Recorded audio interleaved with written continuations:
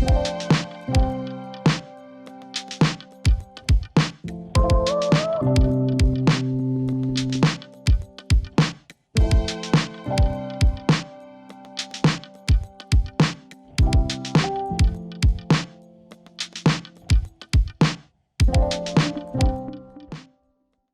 So, hi and welcome to another episode of Insights with NetSupport here live from the Bett Arena 2024. I think we've got some squeaky toys near us. If you can hear that, my apologies. It's all go here on the show floor. I'm really pleased and excited. Somebody that I've been seeing sharing some great content online and some really solid thinking as well. Backed up not only with actual in-school practice, but also sharing with the schools and at some other events as well, is this gentleman here, Mr. Byron King, around the topic of AI, the buzzword of the moment. Absolutely. How are you doing? Doing really well. Been a busy day at Bett, but this is my final part of the day, but it's a perfect place to be, really. Oh, brilliant. Well, thank you for coming on and joining us. I wondered if you could sort of share a little bit about your work in education and your history, and talk about how you got to where you are in the role you are today.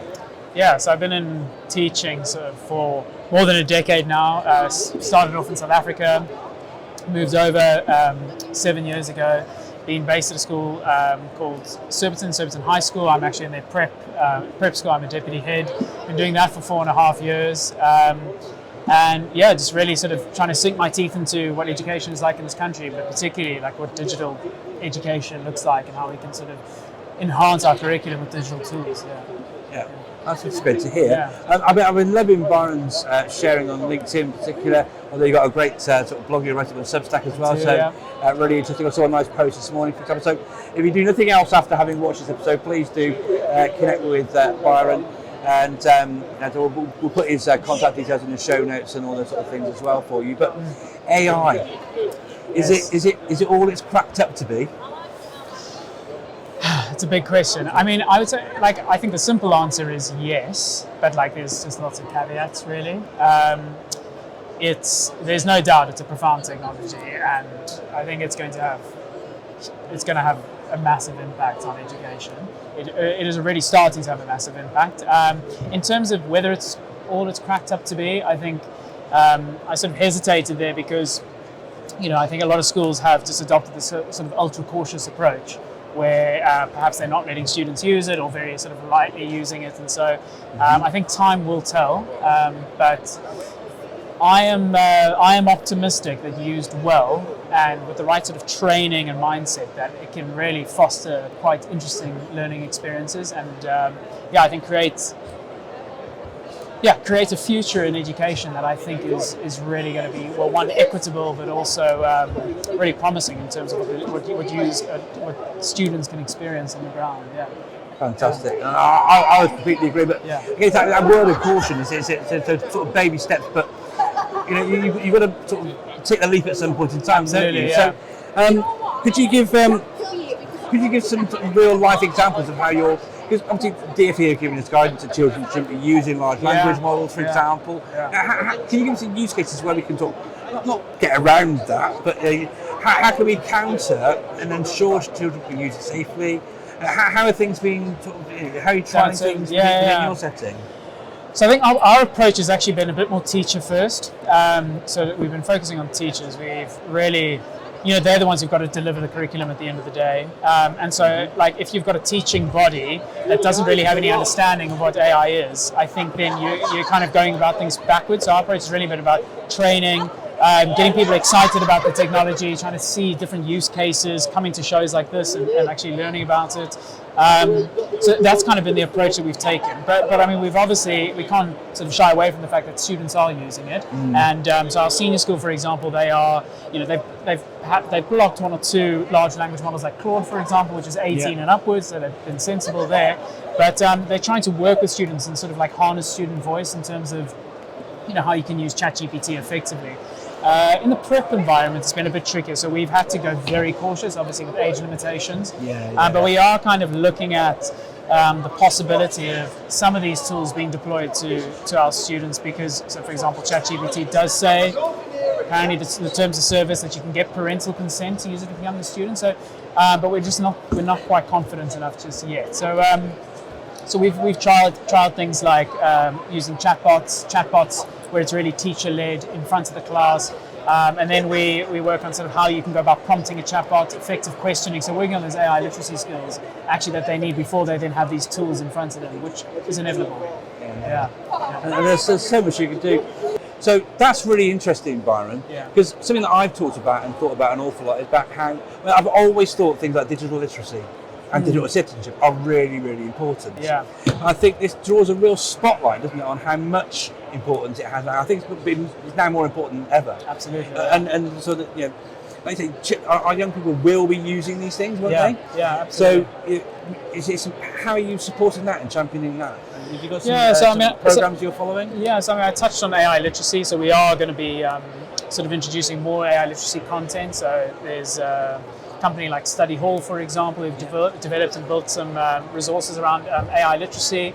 We're also just encouraging teachers to go and experiment and learn about it themselves and develop, PSHE lessons around topics like bias, ethics, looking at like image generation, for example, and how perhaps some image generators have like a more Western-leaning bias and how they portray different images. So I think we're obviously providing teachers with the resources and the support that they need, but then also just asking them to, they need to be on the front foot, they need to be aware of it. But you're right, I think digital literacy, AI literacy, whatever you want to call it, is actually at its most pressing point right now. We're at this, I'm always kind of sobered by that.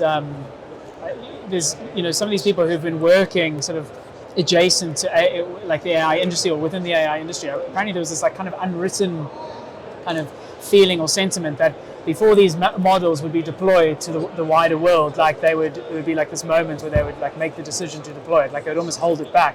And it seems like they just were deployed and like they landed on our doorstep without even knowing about it. And I think it just raised so many questions around obviously things like privacy and data, but also things like cheating, plagiarism, bias, ethics. So we're aware of that, and we have to be teaching our pupils how to navigate this sort of changing world.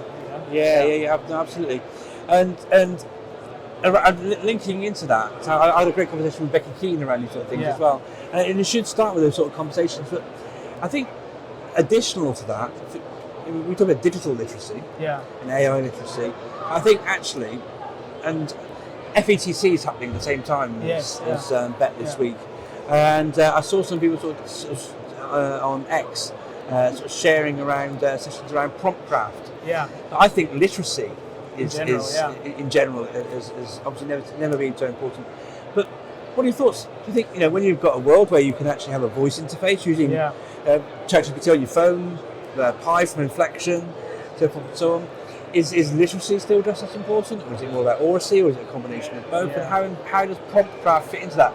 And I asked that, knowing you've shared a really fantastic post this morning, which asks questions around all those things. Yeah, absolutely. So I'm an English teacher, Mark, so I will always say that literacy and reading and writing are vital. It was interesting, like it's been fascinating, like charting the discussion, like over the last, I would say, sort of 6 months to a year on AI, where there was this kind of general feeling like actually education would be completely turned upside down. All of those things would no longer be important because it would all just be done for you. And then actually that narrative has actually started to change again. People are realizing actually the foundations of education, reading, writing, and mathematics are going to remain really important. I fundamentally believe that.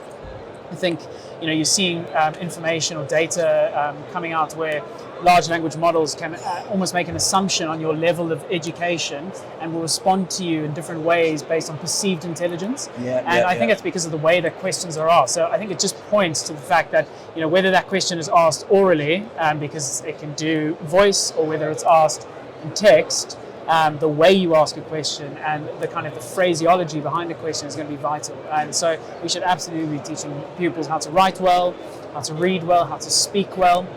It's interesting, I spent quite a bit of time at the Microsoft sort of studio today and at one or two of the tech labs. And they're actually just pushing so hard on that frontier. Like they're pushing in reading, they're pushing speaking, and they're pushing maths, and then now search as well. it's just interesting, one of the biggest technology companies in the world, but still realizing fundamentally that AI is going to support the bedrock of education. Really. So yeah.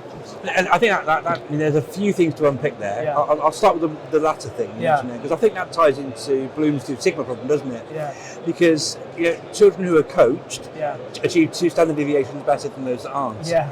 And so when you've got reading coach, search coach, so forth and so on, so that's going to massively help with improving all those different things. Yeah. You talked about AI in a way there as well. Somebody I know and work with for independent thinking is a gentleman called Ian Gilbert. He wrote a book, Why Do I Need to Teach You When I've Got Google? Yeah. About 10 years ago, when this Google search engine was really exploding. And he and I talk an awful lot about this. Because when you've been in education long enough, things go around in cycles quite a bit, right? And the things we're experiencing now with AI's going to turn the world upside down, all the rest of it, and certainly it's been a real game changer, right? Things have changed massively. Yeah. But has it done those things that we thought it was going to do? No, not yet. And people thought the same sort of things about Google. And what it comes down to fundamentally, and this is one of the sort of tenets of Ian's book, is the teacher in a room is still important. Yeah. Those basic things, the literacy, numeracy, so forth and so on, are really important. But now I think there's additional stuff like information literacy is really important. So is it fake news? Yeah. Has it been written by AI? All these different things. Children don't have a teacher radar to think that looks like it's been written by ChatGPT. Absolutely, yeah. So all those different things. So I wanted to have a little think about equity of access. Yeah. There's been lots of conversations today about universal design for learning and a whole bunch of other things as well. How are you ensuring sort of equity of access to these different things across your setting? So, like I said, unfortunately, we've got sort of a one-to-one iPad program, and I think just being within, I'm in an independent school, so we've got great infrastructure. So I think we have the sort of hardware to ensure that there is that sort of equity in access. I think what's important is actually also kind of like equity when it comes to how the students are taught to use these devices, and I think that's a key part of my role. I'm a deputy head of teaching and learning. I oversee a number of teachers, a number of heads of subject, and it's about making sure that students are getting the sort of same experience in terms of how they're taught to use these digital tools. And so I think that's like a really important point, is that you might have all the hardware in the world, you might have the infrastructure, but actually are you being taught well how to use these, and is there that kind of like equity of what it means to be digitally literate, or have AI literacy, or have information literacy taught well. So that kind of has been my focus, and that can only come through training, really. Brilliant stuff. We'll make sure that Byron's details are shared down in those show notes. But for now, for this episode of Insights, thank you for joining us. Thank you, Byron, so much for taking the time to come and join me. And please do connect with this young man, because he has got to say young. I feel so old now all of a sudden. I'm turning 50 this year. This is why it's blowing my mind a little bit. Please do connect with Byron. I'm really loving what he's sharing. It's really considered and thoughtful, student-centred, teaching and learning at the front of his thinking as well. Please do connect with him.